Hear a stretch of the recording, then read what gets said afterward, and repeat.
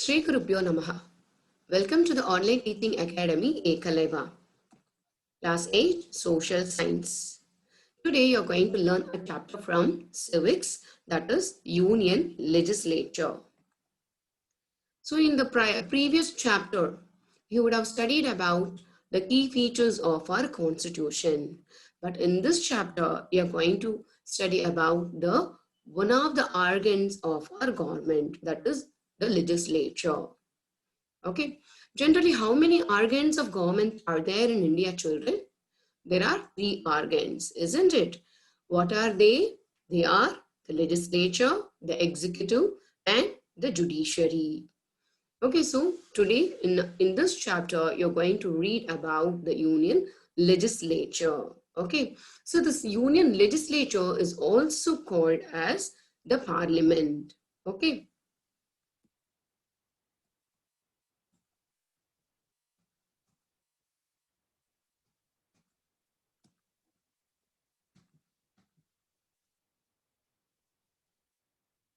So let us begin our chapter with the structure of the union government. Okay. So as I told, the government has 3 organs, that is the legislature, executive, and judiciary. So the legislature consists of the president, Lok Sabha, and Rajya Sabha. Moving on to the next organ, that is executive. Executive consists of president, vice president, prime minister, and the council of ministers. And the judiciary consists of Supreme Court. And now we are going to read about the structures of the legislature. So what is the structure of legislature? It consists of the president, president of India, then Lok Sabha and Rajya Sabha. Who is the president of our country, children? Yes, Mr. Ramnath Kovind is the president of India. So president of India, Lok Sabha, Rajya Sabha is together known as union legislature. Then what is the responsibility of this union legislature? What is the main function of this union legislature? It is nothing but to make laws. Okay, the foremost responsibility of the union legislature is to make laws regarding the welfare of the country. Okay. And now we are moving on to see the structure of the union executive. So the union executive consists of the president. As we know very well, Mr. Ramnath Kovind is the president of our country, and vice president. Who is our vice president? Yes, Mr. Venkaiah Naidu is the vice president of India, and prime minister, of course, is a familiar person. And who is the prime minister of our country? Mr. Narendra Modi is our prime minister. And under the prime minister, we have council of ministers, such as the cabinet ministers and ministers of the state, deputy ministers, and the parliamentary secretary. So all these persons together we call union executive. So what is the work of this executive department? To pass the law which has been made by the union legislature. So what is the foremost responsibility of the union executive? To pass the law made by the union legislature. Okay. And now we are going to see about parliamentary form of government and presidential form of government. Because a democratic country either follows parliamentary system or the presidential system of government. So let us look at the parliamentary form of government, right? So the parliamentary form of government, in the parliamentary form of government, the head of the state is elected indirectly by the electoral college, and they have no real power. Okay, so the head of the state is elected indirectly and have no real power. Okay, so who is the head of the state here?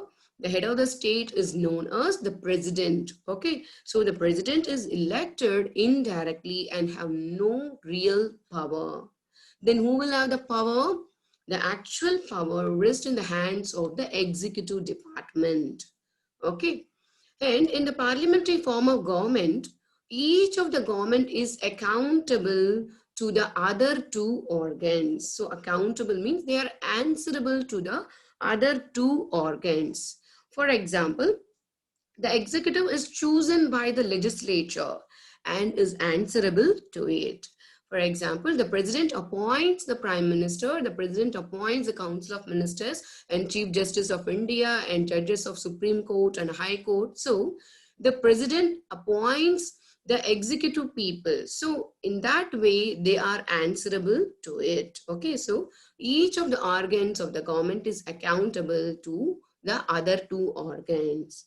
For example, even I can say that the judiciary will have the power to examine the functions of legislature and executive. So each of the organ will check each other in the parliamentary system of government, and thus it is answerable to the others. Okay, and in the parliamentary form of government, the legislature can dissolve the executive if needed. So regarding this thing, you're going to read in the upcoming classes. So in parliamentary form of government, the legislature can dissolve the executive. Okay. And now we are going to see about the presidential form of government. So here the president is the executive head of the country and he is elected directly by the people. Okay. So in the presidential form of government, who is the executive? The president is the executive of the whole country and he is elected directly by the people. And under the presidential form of government, three organs of government are independent of each other. They are not dependent. They are not answerable to the other two. They are independent. Three organs of the government are independent in presidential form of government. And none of them can dissolve any of the other organ as it is having its own power, as it is functioning independent way.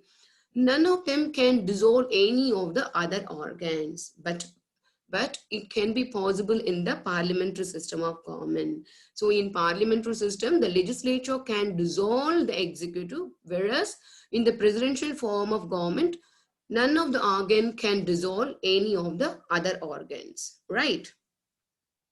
And now we are going to see in detail about the structure of the union legislature. As we learned already, the union legislature consists of the President of India, Lok Sabha and Rajya Sabha. Okay.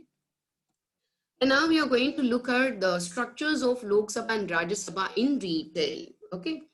And as you all know that the Lok Sabha is known as the House of People and it is also known as a lower chamber.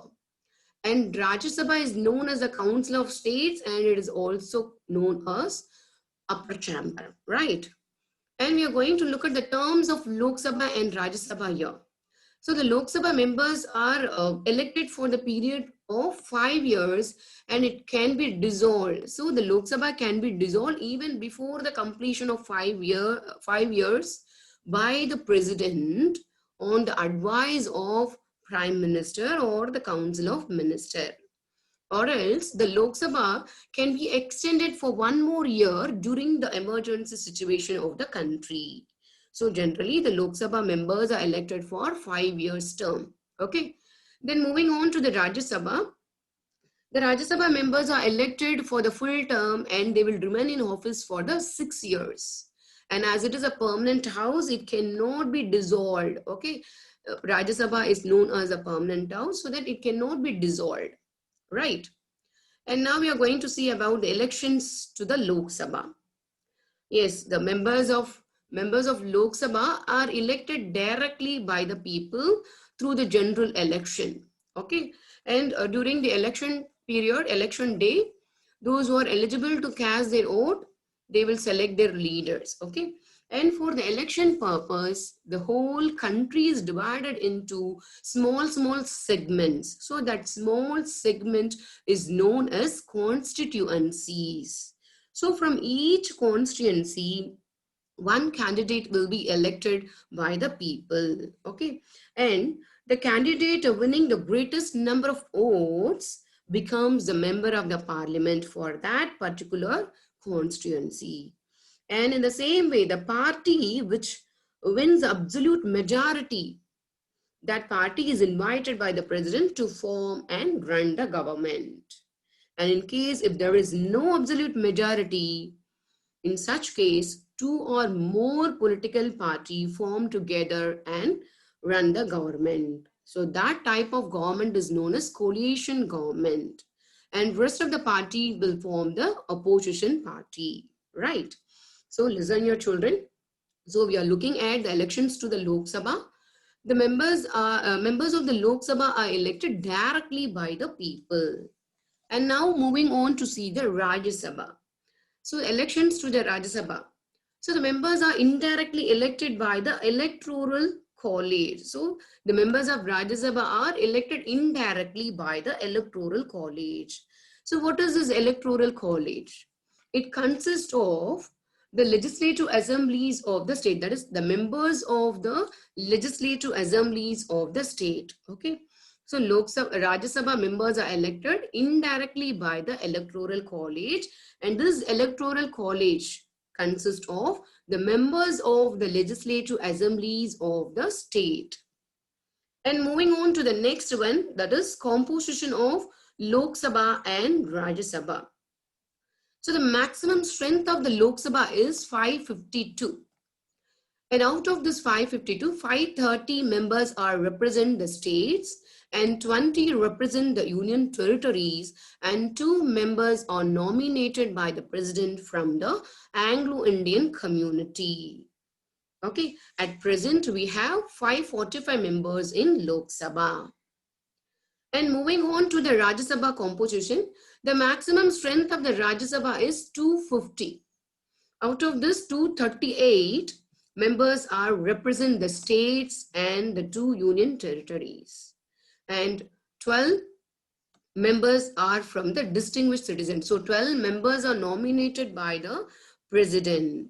So, okay, 12 distinguished citizens are nominated by the president. So the president may select the people, may select the candidates from the field of art, literature, music, or the social service, or the science, or any field. Okay, so the 12 distinguished citizens are elected or nominated by the president from the field of art, literature, science, or social services. Okay, at present we have 245 members. Sorry, children. So at present we have 245 members in Rajya Sabha. And now we are moving on to see the eligibility of Lok Sabha and Rajya Sabha. So to become a member of the Lok Sabha, a candidate must be a citizen of India and must be a registered elector of the country and not less than 25 years. Okay, the person should be an Indian citizen, should be a registered elector, and the person should be above the age of 25. Then the candidate is eligible to be a member of the, to become a member of the Lok Sabha. And now the Rajya Sabha. Okay, so the Rajya Sabha, the same, okay, the qualification to be a member of Rajya Sabha is same like Lok Sabha, but some age restriction is there, age limitation is there. The person should be above age of 30. Okay, then the person is eligible to become a member of Rajya Sabha. And moving on to the last thing, that is the presiding officer of Lok Sabha. Who is the presiding officer of Lok Sabha? He is called as a speaker. And who is the speaker now for the Lok Sabha? Yes, Mr. Om Birla is the speaker of Lok Sabha. And who is the presiding officer of Rajya Sabha, children? Yeah, Mr. Venkaiah Naidu is a presiding officer of Rajya Sabha. So always the vice president will be the presiding officer of Rajya Sabha. So, right? So up to this, we will wind up this session, children. So we will continue the remaining part of this union legislature in the upcoming classes. Okay. So if you want to receive a latest, if you want to receive our lessons, please Do subscribe our channel and you will get the latest updates. Thank you, children.